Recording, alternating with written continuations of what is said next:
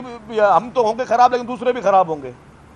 जब भी election commission की मर्जी है, जिसका जजमेंट पहले सुनानी चाहिए सुनाए, हमें कोई एतराज नहीं है, लेकिन ये मंतक पाकिस्तान की में किसी जगह पर मौजूद नहीं है। वरना आज मैं कह सकता हूं कि शहीद जुल्फकार अली भुट्टो साहब का जो रेफरेंस पेंडिंग है सुप्रीम कोर्ट में, जो कि मोहतरम आसिफ अली जरदारी साहब ने जब प्रेसिडेंट ऑफ पाकिस्तान थे उन्होंने रेफरेंस भेजा था, जब उनका रेफरेंस पेंडिंग है कोर्ट में, तो बराए मेहरबानी पहले उस रेफरेंस का फैसला सुनाया जाए, उसके बाद फैसले सुनाए जाएं। क्या ये मैं बात कह सकता हूं? हमारी अपील तो हमेशा ये रही है। क्या कोर्ट मेरे कहने पे ये बात मानेगी?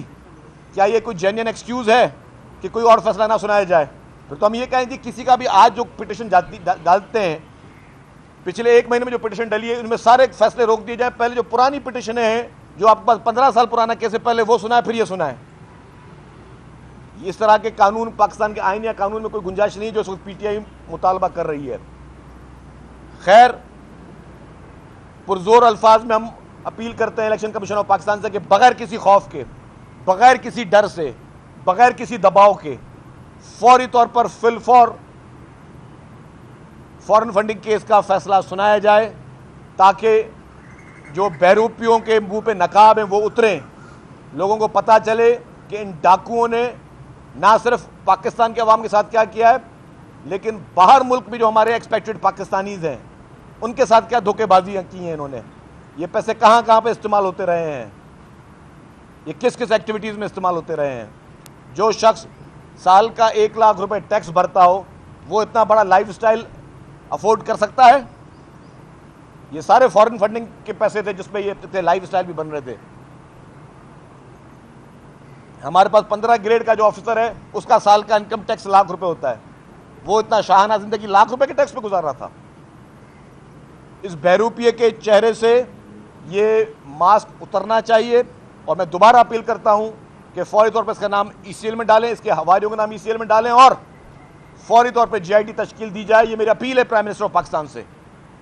और जेआईटी ने जिस तरह पहले मुख्तलिफ केसेस में अपनी कार्रवाइयाँ की हैं, उसी तरीके की कार्रवाई की जाए।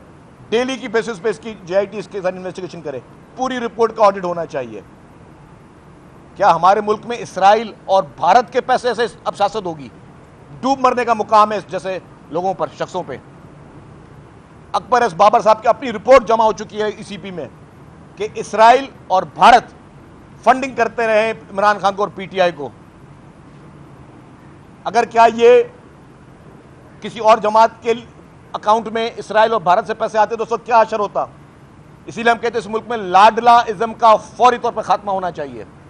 लाडला इज्म हमें किसी भी सूरत में कबूल नहीं है।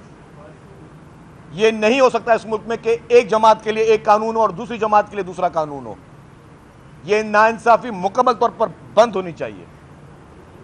ये बता दें कि आप ईसीएल की बात कर रहे हैं, जेआईटी बनाने की बात कर रहे हैं, लेकिन ज़रा इस तरह भी नज़र दौड़ाएं, जो एक फ्रेंडली बेंच बना हुआ है चीफ जस्टिस की सरबराही में, जो आपकी हर चीज़ को बिल्डोज कर रहा है, कल वो उस बेंच के सामने जाएंगे तो हर चीज़ आपका बिल्डोज होगा। क्योंकि देखिए जी, आवाम के सामने रिपोर्ट आनी चाहिए, आवाम के सामने चीज़ें क्लियर होनी चाहिए, फिर अदालत जो भी फैसला करे। हम ना कभी इलेक्शन कमीशन को किसी प्रेशर में डालना चाहते हैं, ना किसी अदालत को किसी प्रेशर में डालना चाहते हैं। हम सिर्फ एक बात चाहते हैं कि इंसाफ का तकाज़े इस मुल्क में हर शख्स के लिए इक्वल होने चाहिए। इस मुल्क में लाडलाइज्म का फौरी तौर पर खात्मा होना चाहिए। अगर जेआईटीज बाकी पॉलिटिकल पार्टीज के लिए बनी थी तो क्या वजह है कि प्राइम मिनिस्टर साहब के हाथ में जेआईटी बनाना? मैं प्राइम मिनिस्टर साहब से अपील करता हूं कि आप जेआईटी तश्कील दें, उस जेआईटी के मुराकात सबके सामने आए, जेआईटी में पता चले कि इन डाकुओं ने किस तरह दुश्मन ममालिक के पैसे इस्तेमाल करके हमारे मुल्क में सियासत के ऊपर काबिज रहे, और उनके कोई इसमें फ़र्क नहीं कि ना सिर्फ पैसे मांगे चले हों। अगर इसराइल और भारत फंडिंग दे सकता है पीटीआई को, तो उनके थिंक टैंक्स भी यहाँ काम कर सकते हैं। जो आज जो सोशल मीडिया पे जो ट्रेंड चलते हैं हमारे इदारों के खिलाफ और इदारों के सरबराहों के खिलाफ, फिर ये भी हो सकता है कि पीछे इसमें इसराइल और इंडिया के जो है लोग वो शामिल हों। इल्जाम तो लगाए जाते हैं, मगर कोई इल्जाम आज तक किसी पर भी साबित नहीं होता। जिस तरह जरदारी साहब पर भी इल्जाम लगे और इमरान खान और उसकी टीम पर भी इल्जाम लगे, मगर हर कोई ये कहता है कि वो सारे ईमानदार हैं। तो फिर जब ईमानदार है तो फिर इल्जाम देखिए जी, फाइनेंशियल टाइम, मैंने आपको कहा कि पूरी दुनिया का सबसे क्रेडिबल फाइनेंशियल न्यूज़पेपर है। अच्छा, हो सकता है गलत है तो इमरान खान जाके केस कर ले फाइनेंशियल टाइम्स पर, और हम क्या कह रहे हैं, मैं तो ये नहीं बोला कि आज इमरान खान को फांसी पर लटका दो, मैं तो कह रहा हूँ जो इल्ज़ाम इमरान खान पे लगे हैं और जो फाइनेंशियल टाइम्स में छपे हैं उस पर अगर JIT बन जाए और इस जैसे और जो इल्ज़ाम अकबर एस बाबर साहब ने लगाए कि जी इसराइल और इंडिया की फंडिंग इसमें आई हुई है, तो उस पर अगर JIT बन जाए तो उसमें कौन सी बुरी बात है। मैं थोड़ी बोलूँगा सज़ा दे दें, मैं कह रहा हूँ ज्वाइंट इन्वेस्टिगेशन टीम एक तश्कील दी जाए जो उस केस का फैसला करे, जो उस पूरी इन्वेस्टिगेशन को करे, पूरे सबको बुलाएं कि जी अलीमा खान ने बाहर प्रॉपर्टी ली, उन्होंने एमनेस्टी में दायर कर दी।